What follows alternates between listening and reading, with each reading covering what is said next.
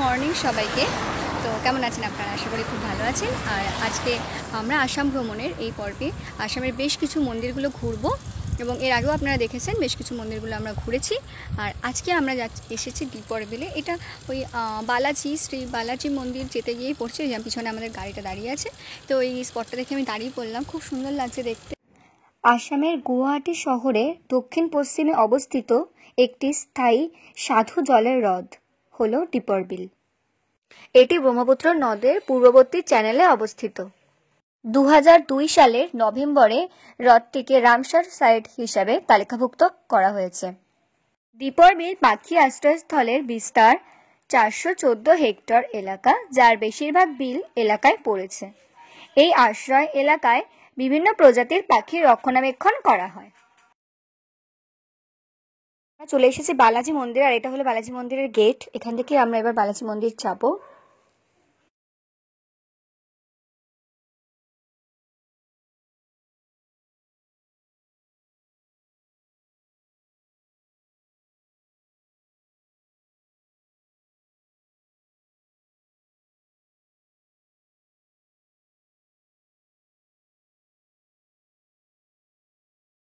পূর্ব ত্রিপুতি শ্রী বালাজি মন্দিরে দেখতে পাচ্ছেন আমার পিছনে মন্দিরটি। এই মন্দিরটি গুয়াহাটি রেলওয়ে স্টেশন থেকে 9 কিলোমিটার দূরে। পূর্ব তিরুপতি শ্রী বালাজি মন্দিরটি 1998 সালে নির্মিত হয়েছিল। এই মন্দিরটি আসামের গুয়াহাটির অহমগাঁও এলাকায় অবস্থিত একটি সুন্দর মন্দির, আর এটি হলো গুয়াহাটির অন্যতম একটি জনপ্রিয় মন্দির। 2 একর জুড়ে বিস্তৃত মন্দিরটিকে মূল ত্রিপতি বালাজি মন্দিরের প্রতিরূপ হিসেবে বিবেচনা করা হয়। সাদা রঙের এই মন্দিরটি দক্ষিণ ভারতীয় মন্দিরগুলির অনুরূপ স্থাপত্য শৈলীতে নির্মিত। মন্দিরটিতে একটি রাজগোপুরম এবং একটি মহামণ্ডনম, একটি অর্ধমণ্ডনম এবং একটি সভাগৃহ রয়েছে।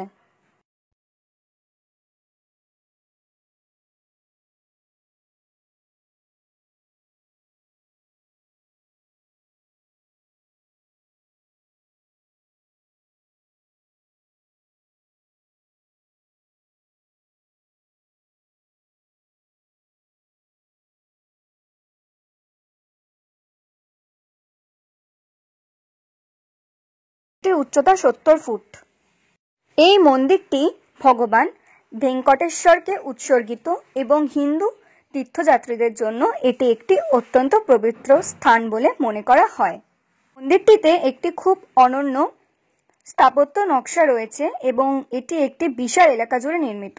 মন্দিরটির প্রবেশদ্বারে আপনি একটি ভগবান গণেশের মন্দির দেখতে পাবেন।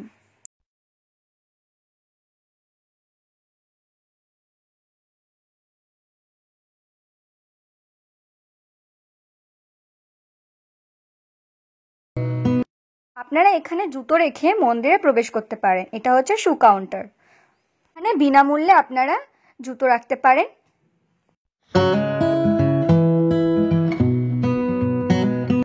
প্রধান মন্দিরটি হলো ভগবান বালাজির বাড়ি। গর্ভগৃহের অভ্যন্তরে দেবতা একটি একক পাথরে খোদাই করা হয়েছে, যার ওজন 4 টনেরও বেশি। এছাড়াও প্রাঙ্গণে বিভিন্ন দেবী যেমন পদ্মাবতী এবং গরুর ভগবান বালাজির বাহনের মন্দিরও রয়েছে। মন্দির কমপ্লেক্সে একটি সাম্প্রতিক সংযোজন হলো যজ্ঞশালা, যা ভক্তদের যজ্ঞ করতে সক্ষম করার জন্য ঐতিহ্যগত শৈলীতে নির্মিত হয়েছে।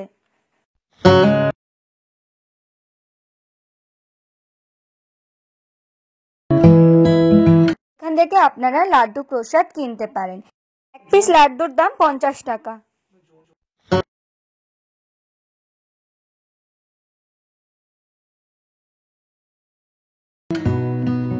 এই যে আমরা লাড্ডু প্রসাদ কিনেছি, আর এই লাড্ডুটার সাইজ কিন্তু খুবই বড়।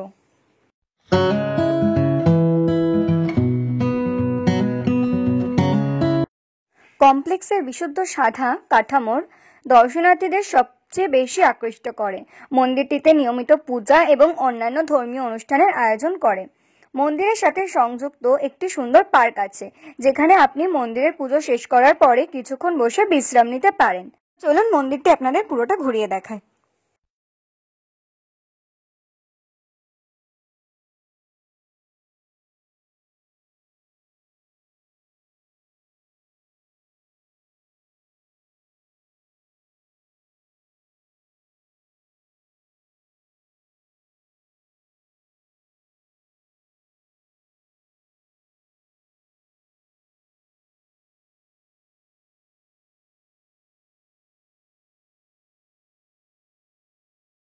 কোন উপযুক্ত সময়ে মন্দিরটিতে গিয়ে প্রার্থনা করতে পারেন। সন্ধ্যার আলোয় আলোকিত হলে মন্দিরটির আসল সৌন্দর্য দেখা যায়।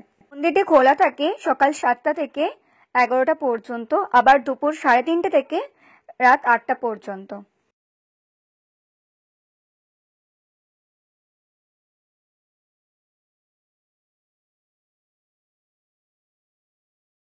শেষ করে কিছুক্ষণ বসে বিশ্রাম নিতে পারেন এই বাগানটিতে।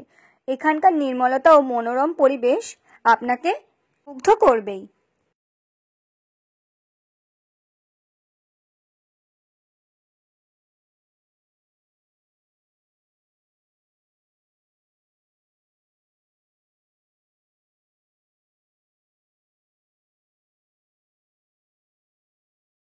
মন্দিরের ভিতরে ফটোগ্রাফি অ্যালাউ নেই, তবুও আমি যতটা পেরেছি আপনাদেরকে দেখানোর চেষ্টা করেছি। আসামে যে এত সুন্দর মন্দির আছে সেটা আমি জানতামই না। মন্দিরটাতে এসে আমার সত্যি খুবই ভালো লাগলো। তো আপনারা কিন্তু অবশ্যই এই মন্দিরটাতে আসবেন।